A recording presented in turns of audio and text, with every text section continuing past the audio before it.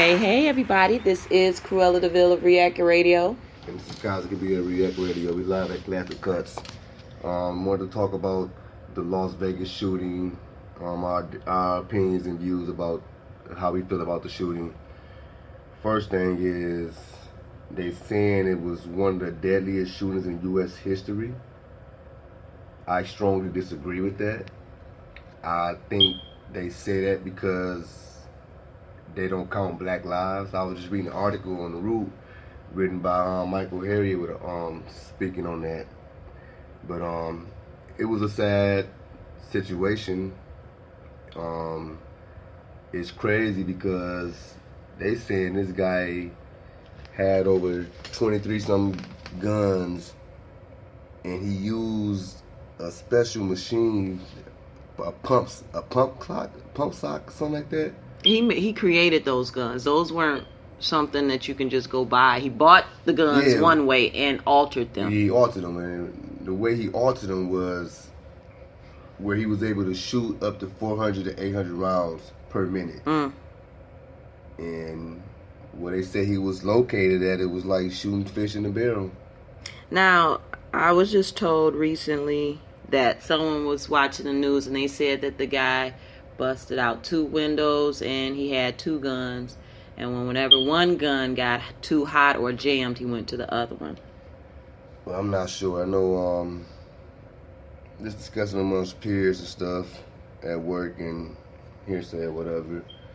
Like I said, they said he had over 23 guns, and every gun he had, they was all locked and loaded. So it was as if he was just sitting there shooting the gun, dropping that one, picking up another one, you know what I'm saying, going back at it and shooting. But at the same time, it's still sad. I just want to know why America's not saying, like, labeling him as a terrorist.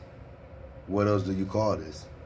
I'm going to take a different stance on that because I don't really feel that we should go back and forth over something like that. I feel like that takes away from the actual situation that happened. We don't want to forget that there were people who transitioned in this massacre. Yeah. And there were people who were hurt. So we're not taking anything away from the family or friends that are related to those people by stating what we're saying. However, there has been other instances where black people were killed, and it's as if their lives didn't matter to make the list of, hey, this is a deadly attack on U.S. soil. And we're talking about Black Wall Street in the Greenwood district of Tulsa, Oklahoma, where now, after doing some research historically, they're admitting to 300 plus people being killed in that massacre, whereas back then they were saying only 36 or 39, somewhere in there. Now, again, to say that and put it out there, I am not trying to take away from any of the family or friends that were affected by the situation in Las Vegas. At the same time, respect my opinion and my thoughts and ideals on where we black people as a community, as a race, have come from. We are constantly being told that, you know, we are less than a human. Yeah. And even in this situation with this particular shooter, I was reading a little bit up on him, and they're saying, well, we don't know much about him. He had houses in Florida, Reno, and another little cul-de-sac over there in Vegas. I think it was Vegas. And they said, but what was his job? Was he an accountant? No, he had several jobs. He started out as an accountant, then he went to real estate after that, and then after he retired, he became what he called was a professional gambler. So, you know, he was one of those people you may have seen on TV just going there to do the professional gambling thing.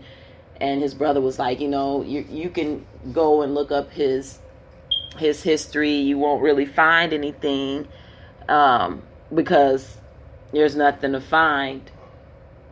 It's just crazy because it's like for all the ammunition and the gunpowder, the guns that he had is just. I'm a firm believer. You never know somebody's crazy till they act on it. You know what I'm saying? Till they show you, and it just makes you thinking like, what triggered him to even execute the plan he came up with to do this? Well, they did say, I did read an article that his dad was psychotic. They did get him diagnosed with some sort of psychosis, and his heyday of being on the FBI most wanted list was like 69 to 77, like when I was born. He was bank robbing, right? And yeah, he robbed banks, and they eventually brought him up on charges for that in Oregon. And that's where he went under a whole nother assumed name after that. But this guy, millionaire. Yeah, you know. He was old, 64. Yeah, but, you know, it's still different stories about that because they have been digging. When the people in Florida say that he was friendly, but he lived the Vegas life. So, you know, being older, he should have been asleep by 8 or 9, I guess. But they said that him and his girlfriend would be up until midnight. And then, you know, they'd sleep till noon, which is very uncommon for older people. But they, you know, they just said, oh, it's just that Vegas living.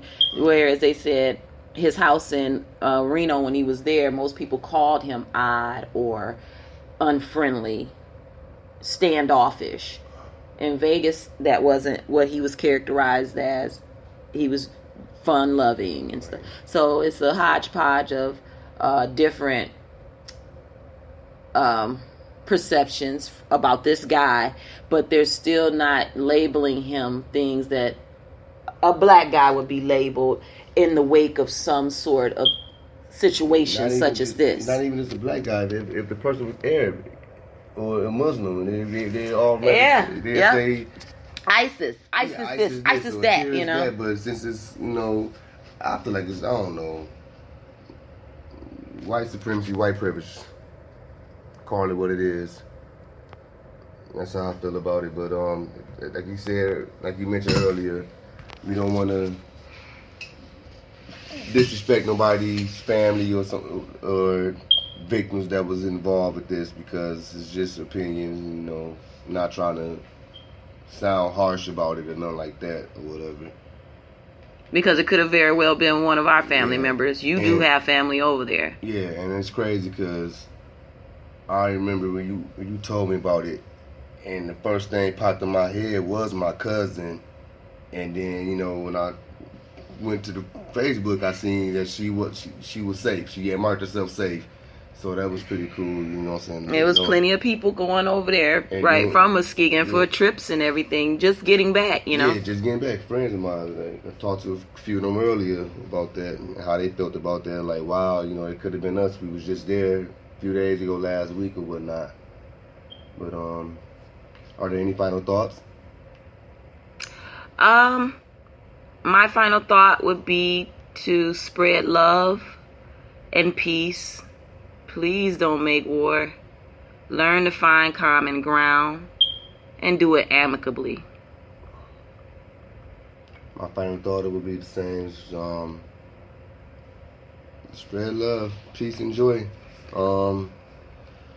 This is Kaizen Krewella React Radio. You can find me on Facebook at Kaizen Krewella, Instagram K_Mac231, Twitter AbstractPoet124. Don't forget to check out the Facebook page at React Radio. Check out the website www.reactradio.com. And this is Krewella DeVille of React Radio. You can find me at that name on Facebook and at Team Krewella on Instagram. Thank you guys so much for listening. You have a good one. Peace.